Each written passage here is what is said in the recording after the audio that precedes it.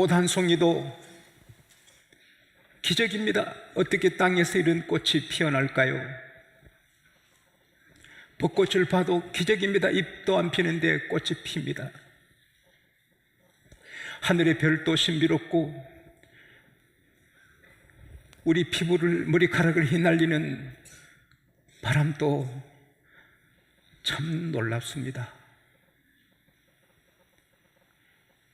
그러나 우리 주님의 일생은 더 놀랍고 신비로워요. 주님은 오심부터 신비로워요. 오시기 전에 벌써 오신다, 오신다, 메시아가 오신다, 메시아가 오신다, 왕이 오신다, 오신다. 그리고 오실 때 신비롭게 남자 없이 처녀 몸에 성령으로 잉태됩니다. 이사야 7장 14절 말씀 예언 그대로 처녀 몸에 잉태됩니다. 탄생하는 마을도 신비롭습니다.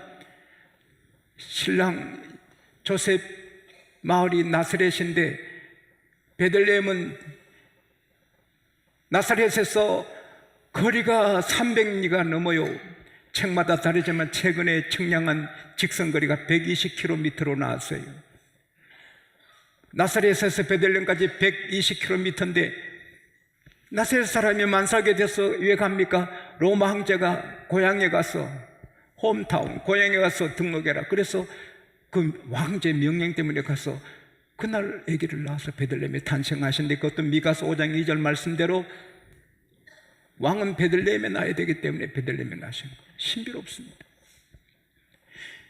예수님께서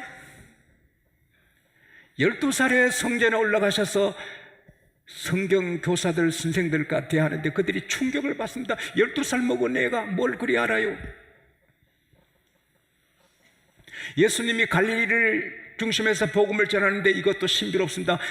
이사야 9장 1절에 멸시받던 갈릴리가 예수님이 오셔서 영화롭게 하실 것을 예언해 주신 것입니다.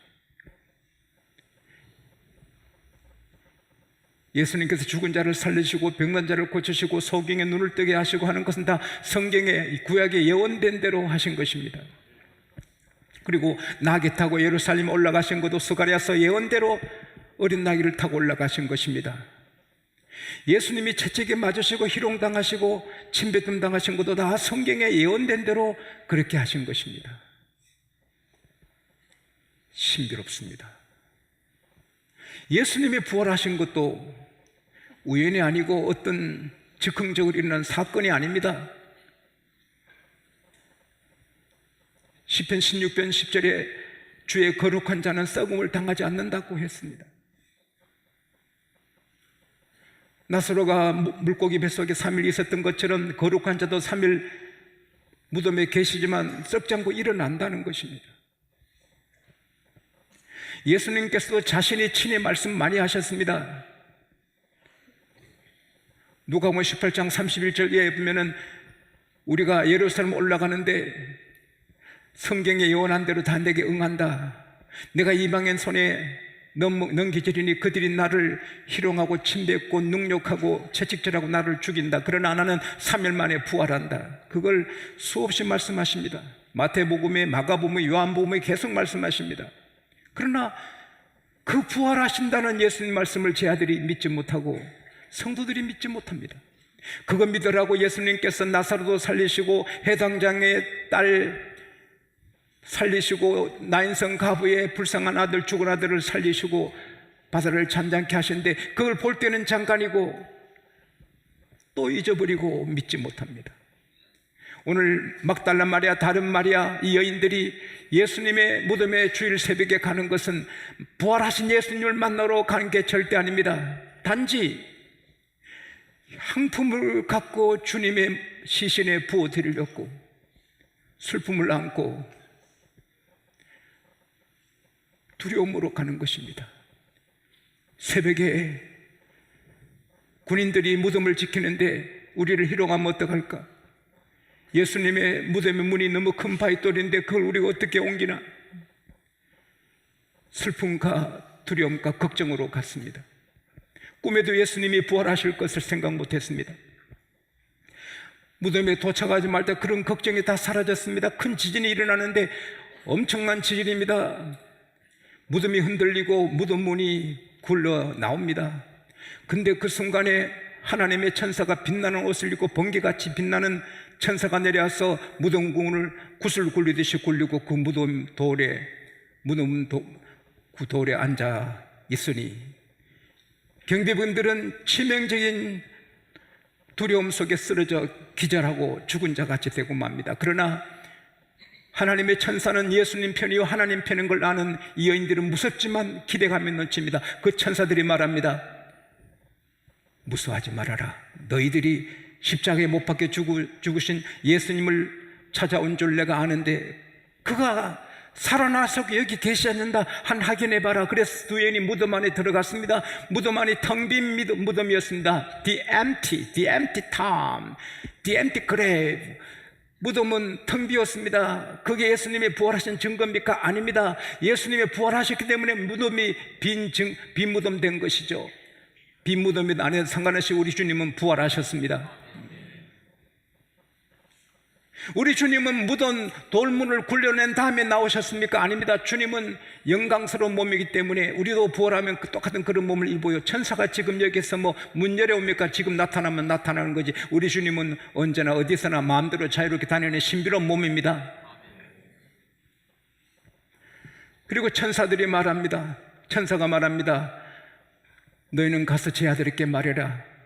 예수께서 살아나셨고 너희보다 먼저 갈릴리로 가시나니 거기서 뵌다고 전해라. 이 여인들이 무섭지만 동시에 기쁨이 꽉 차서 그들이 다림질했단 말이에요. 다람박질했단 말이에요. 운동선수가 100m 선수가 막 달리는 거예요.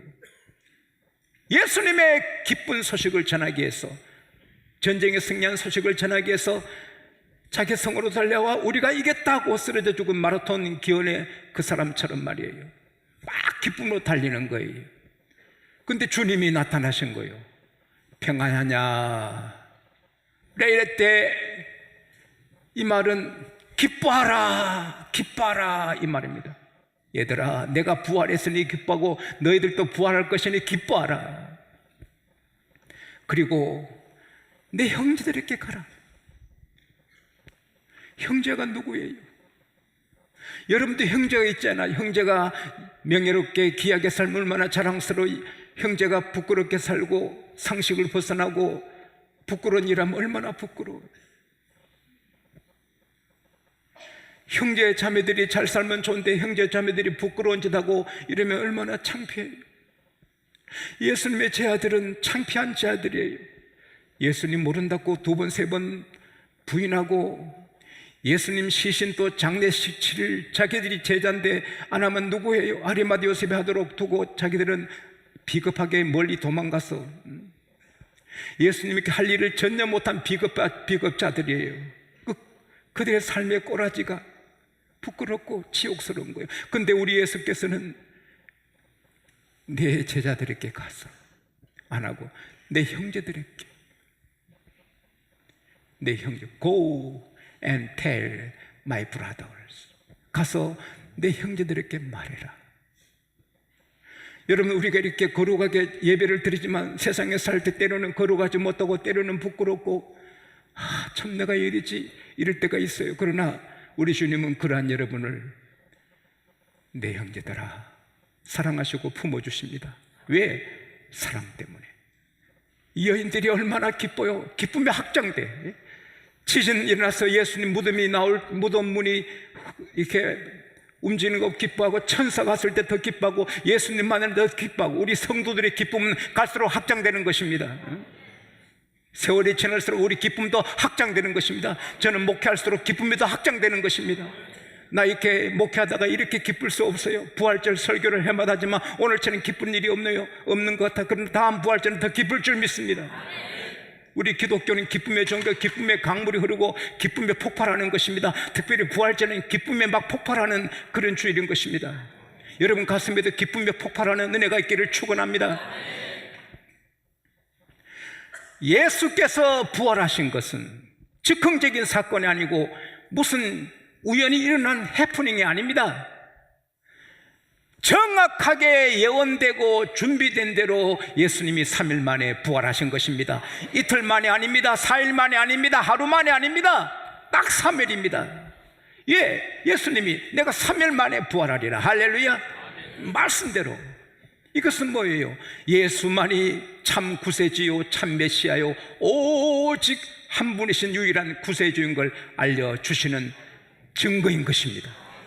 세상의 모든 사람들이 섬기는 종교의 창시자, 종교의 숭배자들은 다 죽었고 무덤에서 썩었지 한 사람도 살지 못했습니다. 오직 예수님만이 부활하셨습니다. 그건 뭐예요? 예수님만이 하나님 아들이요, 예수님만이 천국 가는 길이요, 예수님만이 우리의 유일한 구세주인 걸 알려주는 것입니다. 여러분, 하나님 또 두 분 아닙니다. 세 분이 아닙니다. 하나님이 한 분뿐입니다. 악을 만드는 신이 있고 선을 만드는 신이 있는 게 아닙니다. 하나님은 오직 한 분이십니다. 이사야 43장 11절에 나 곧 나는 여호와라 나의 구원자가 없느니라. 이사야 44장 6절에 나는 처음이요 나중이다 나의 다른 신이 없느니라. 이사야 45장 5절에서 7절에 나는 여호와니 나의 다른 신이 없느니라. 해 뜨는 곳에든지 해 지는 곳에든지 나 외에 다른 신이 없느니라. 나는 빛을 짓고 어둠을 창조하며 평안을 짓고 환난을 창조하는 자니 나 여호와가 이 모든 일을 하느니라. 나 외에는 다른 신이 없느니라. 신이라 불린 사람들이, 그런 신들이 있어도 살아계신 영원한 하나님 오직 한 분뿐입니다. 그리고 하나님과 우리 사이의 중보자 구원의 길도 오직 한 분 예수 그리스도뿐입니다. 디모데전서 2장 4절 5절에 하나님은 모든 사람이 구원을 받으며 진리를 아는 데 이르기를 원하노라. 하나님은 한 분이시오 하나님과 사람 사이 중보도 한 분이시니 곧 예수 그리스도라. There is one God and one mediator between God and the man Jesus Christ. 예수 그리스도만이 하나님과 사람 사이의 한 분 중보자인 것입니다. 그래서 다른 이로서는 구원 얻을 이름이 없나니, 다른 이로서는 구원 얻을 이름이 없나니 오직 예수뿐인 것입니다. 오직 예수뿐인 것입니다. 그러기에 예수님만 부활하셨습니다. 동시에 예수님의 부활은 우리의 부활이 되는 것입니다. 예수님이 말씀하신 대로 부활하신 것처럼 성경에 예언된 대로 예수님 말씀하신 대로 여러분과 저도 반드시 부활하게 되어 있는 것입니다. 예수님의 제아들과 여인이 예수님의 부활을 믿지 못했으나 예수님은 말씀대로 부활한 것처럼 오늘 여러분과 제가 혹 우리 부활을 좀 의심할지 모르고 세상 사람들이 그런 일이 없다 할지 모르지만은 말씀대로 우리는 부활하게 되는 것입니다. 요한복음 6장 35절에서 40절 보면 예수께서 친히 말씀하시기를 내가 하늘에서 내려온 것은 내 뜻을 행하려 온 것이 아니라 내 아버지 뜻을 행하려 왔다. 내 아버지 뜻은 이것이니 아버지께서 내게 보내신 자 중에 하나라도 잃지 않고 다 마지막에 살리는 것이라. 여러분, 예수를 구세주로 믿으시면 아멘 하십시다. 우리 중에 한 사람도 잃어버림을 당하지 않는 것입니다. 한 사람도 부활하는데 빠지는 사람이 없는 것입니다. 한 사람도 없어요. 예수께서 하나님의 뜻은 아버지가 내게 보내주신 자 중에 하나도 놓치지 않는다. 다 부활한다. 할렐루야. 전능하신 예수님이 말씀하시기를 하나도 놓치지 않는다. 다 내가 살리리라. 이건 천하를 두고 역사 앞에 하나님이 예수님이 하신 말씀입니다. 그러므로 우리 중에 부활하지 못할 사람 아무도 없는 것입니다. 이건 신약에 예수님만 말씀하신 것이 아닙니다. 구약에 보면은 이사야 26장 19절에 보면은 그날에 죽은 자들이 살아나게 된다는 겁니다. 우리 시체들이 다시 일어나게 된다는 것. 티끌에 있는 자들아 일어나 노래하라. 주의 이슬은 빛나는 이슬이니 땅이 죽은 자를 내놓으리라. 땅이 갖고 있지 못해요. 주님의 때가 되면 땅이 다 뿜어내고 죽은 자들이 일어나게 되는 것입니다. 우리는 죽으면 즉시 영원히 천당 가지만, 그러나 우리 몸까지도 부활하게 되는 것을 믿습니다. 할렐루야. 사두개인들이 예수께 왔습니다. 그들은 부활을 믿지 않습니다. 그래서 예수께 말씀합니다. 모세는 형이 죽으면 동생이 형수를 취해서 아들을 낳아 형의 대를 이으라 했는데, 한 집에 아들이 7이 있었습니다. 형이 장가가서 결혼했지만은, 장가가 결혼이 그 말입니다.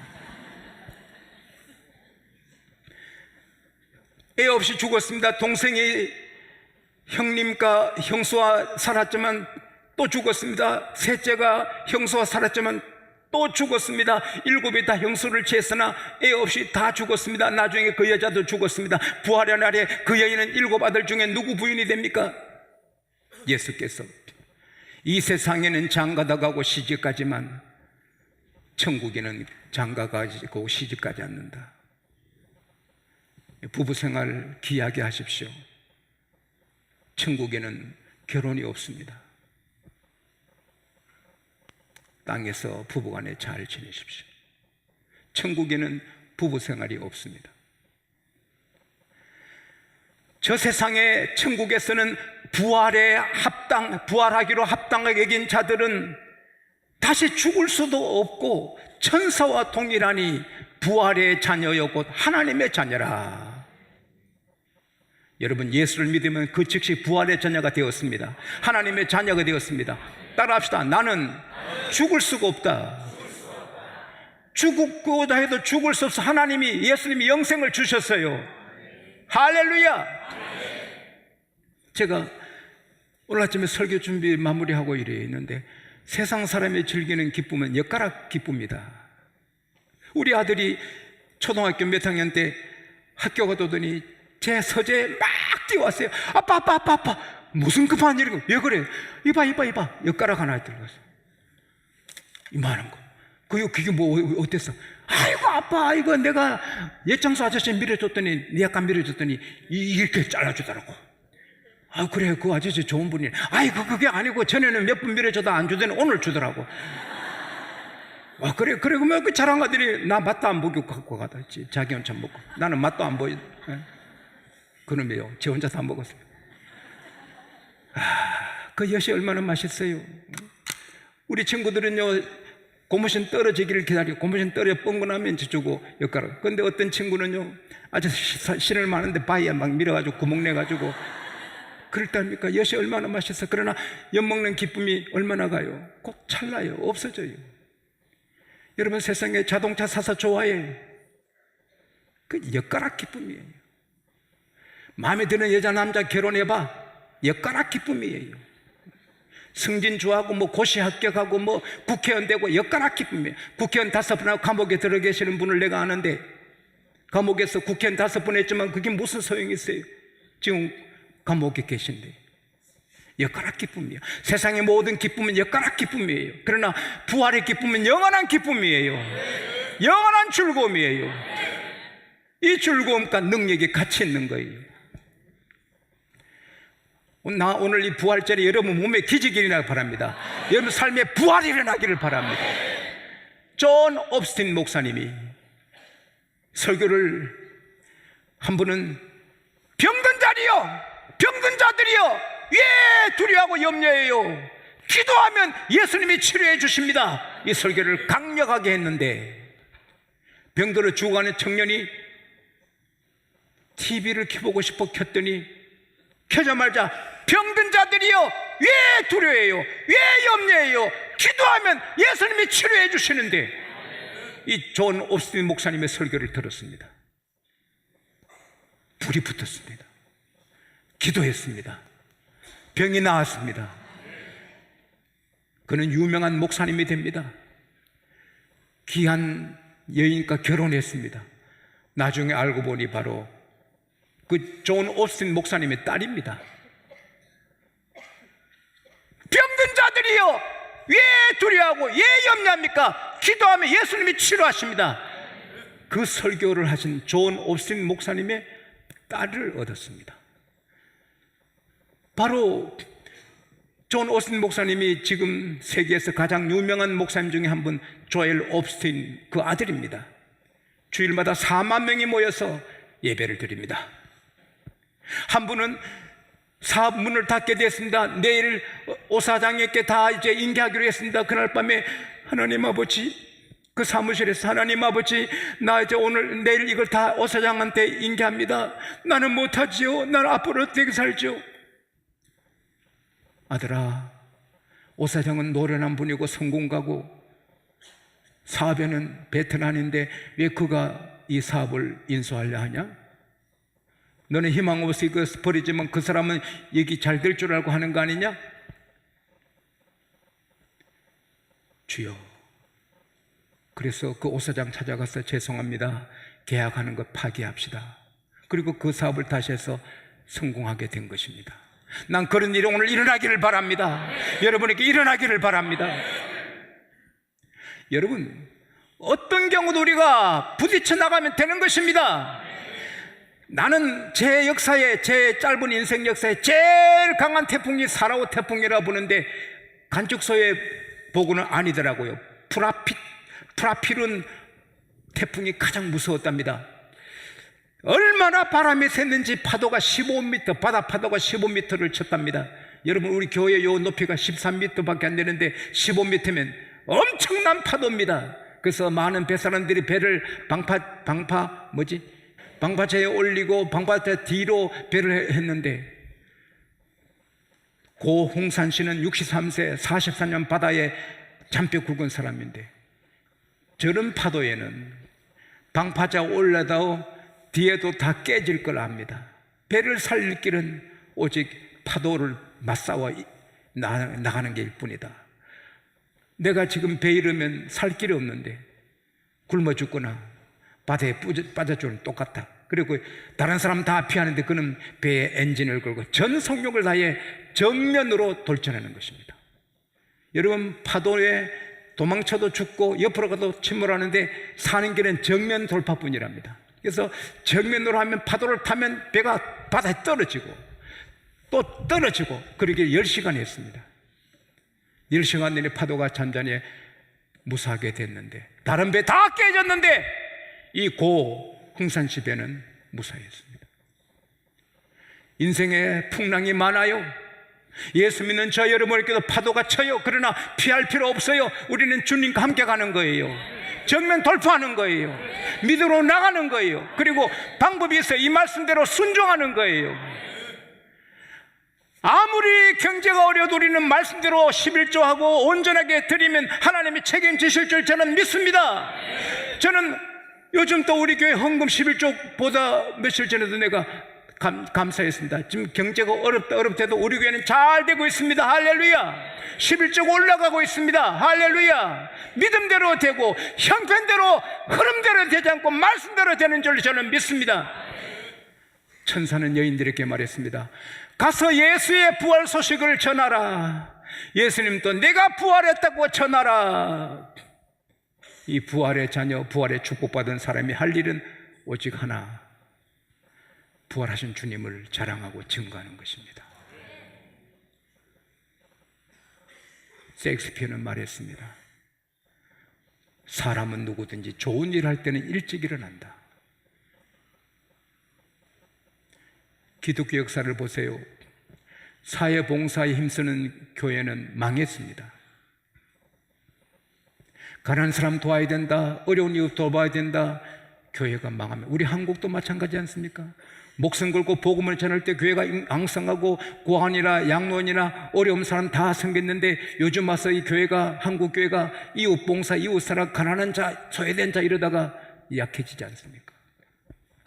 오해하면 안 됩니다. 예수께서 마태복음 20장 28절에 말씀하시기를 인자에 온 것은 섬김을 받으러 함이 아니요 도리어 섬기라고 자기 몸을 대속물로 많은 사람이 대속물을 주라라 합니다. 이 말을 사람들이 오해하는데 예수님의 섬기라 했으면 우리도 섬기다? 아닙니다. 예수님이 섬기는 것은 자기 몸을 십자가에 내놔서 구원하기에 섬기는 것입니다. 교회는 섬길 때 영혼 구원하기에 섬겨야 되는 것입니다. 우리는 사도행전 6장의 말씀을 잘 기억해야 됩니다. 사도들이 가난한 자 도와줄 때 교회가 어렵고 막 불평불만 일어났습니다. 기도하는 일과 복음 전하는 일에 전무하고 집사님들이 가난한 사람 돕게 할 때 교회가 일어나게 됩니다. 교회는 가난한 자 도와주고 소외된 자 도와야 되지만 그게 첫째 되면 교회는 망합니다. 우리는 영혼 구원의 복음을 전해야 됩니다. 예수의 복음을 전해야 됩니다. 영혼 구원에 힘써야 되는 것입니다. 일람 부수대장은 지상의 최대의 사업은 영혼 구원 사업이다. 할렐루야. 그리고 이웃을 사랑해야 됩니다. 우리 한국교회는 주님 오실 때까지 오직 영혼 구원 예수를 전해야 됩니다. 할렐루야. 그럴 때 이웃을 사랑할 수도 있고 칭송받는 교회가 될 수가 있습니다. 부활의 증거자가 되시기를 축복합니다.